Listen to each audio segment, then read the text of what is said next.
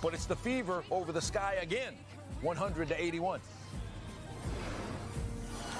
So the Fever now, 7 of their last 9. They're back to 500 as they are 16-16. Remember, they started the season 1-8.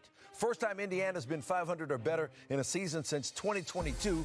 Snaps a streak of 103 straight games under 500, which is the 3rd longest streak in WNBA history. For more, let's welcome in Andraya Carter. Andraya, Indiana's been among the WNBA's best teams since the break. A far cry from the team that we saw start the season. What have the Fever figured out?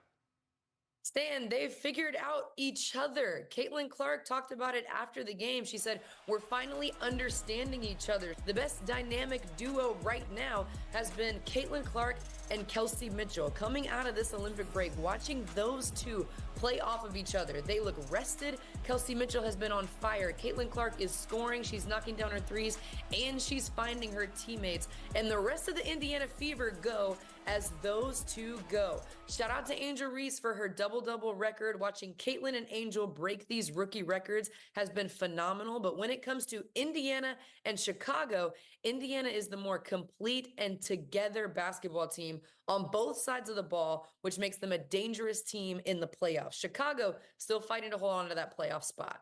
What about the Aces? Just 2-4 since the break entering Friday, just 9-7 at home. Look, before they continue with the Aces, you know, Andraya finally saying some positive things about the Fever. I mean, at this point, how can you not?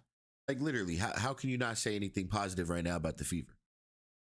What they're doing out there, they're beating pretty much every team in the league currently, right? They're 1-5 out of the break. They're going toe for toe. You know what I mean? Like, with every team in the league that they've had to have faced this far. You know what I'm saying? So it's like, for me, I know the upcoming teams are looking at this like, oh yeah, this team for sure is about to beat the Fever. Nah. And then what do the Fever keep doing? They just keep rolling. Under Caitlin Clark and Kelsey Mitchell, getting the job done, playing at the right pace.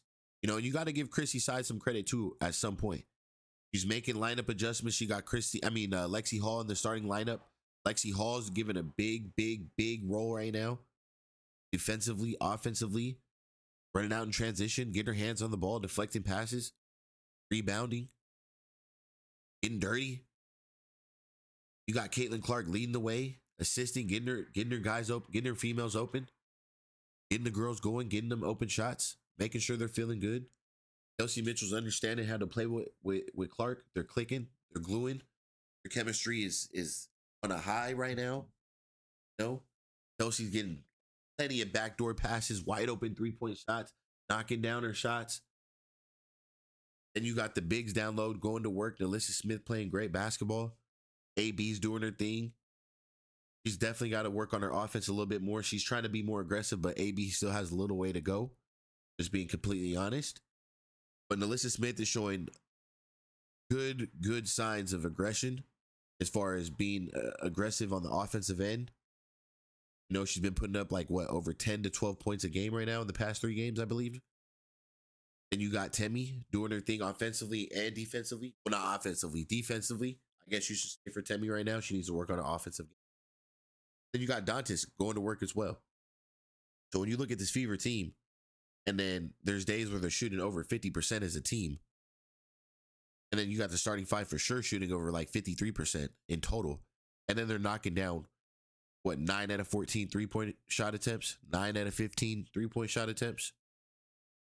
You know, and then they were for a second reducing turnovers, but then, you know, there's been some games where their turnovers had led to the big time transition points for the other team. They have to learn to limit that. Once they can learn to limit all of that, they'll be a better team.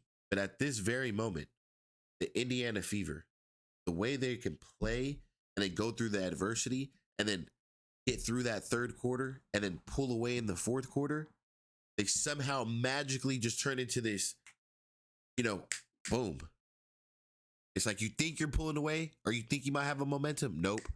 It takes one stop and one transition to change the whole game around. And for them, they seem to never get too low and never get too high. They have a very good balance of, okay, we're up, but let's, you know what I'm saying, let's finish.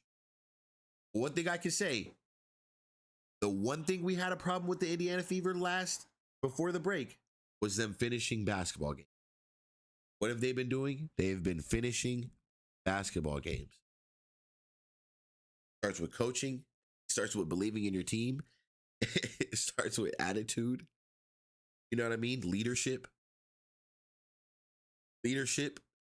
being aggressive in the fourth, making sure we're getting to the foul line, making sure we're controlling the game, making sure that we're staying within ourselves, making sure that we're playing at our pace. That's what's winning them ball games. They have to continue to do that.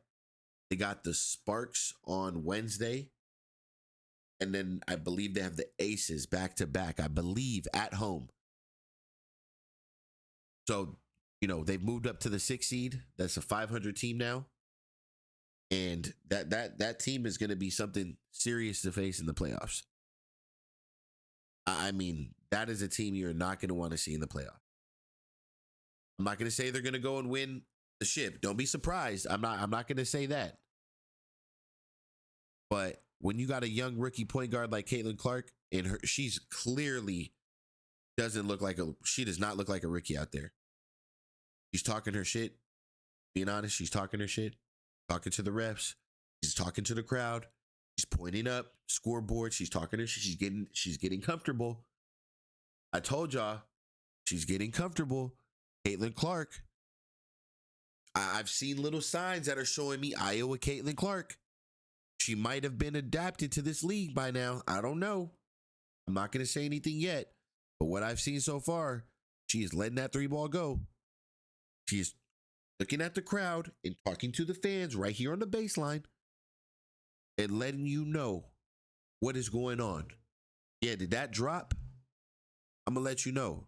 And then everywhere she goes, her fans are everywhere. Signing the Angel Reese Barbie doll towel was ultimately just pure disrespectful in the nicest way possible. Angel Reese, your fan is asking Caitlin Clark to sign your Barbie towel at your home arena. Yeah, no. It couldn't be me. Couldn't be me, bro. And then you do it couldn't be me, bro. And then you do the double thing with the 2 minutes left. I don't even want to get into that. Just when it was going away, you somehow find a way to reinvent it right in front of our eyes on the biggest stage on a Friday night. Indiana Fever versus Chicago Sky. Don't know what your coach was thinking. Don't know what you were thinking. But you got blasted for it all over Twitter. I don't even want to go there. Look, I'm going to keep this one nice, short, and simple for you guys.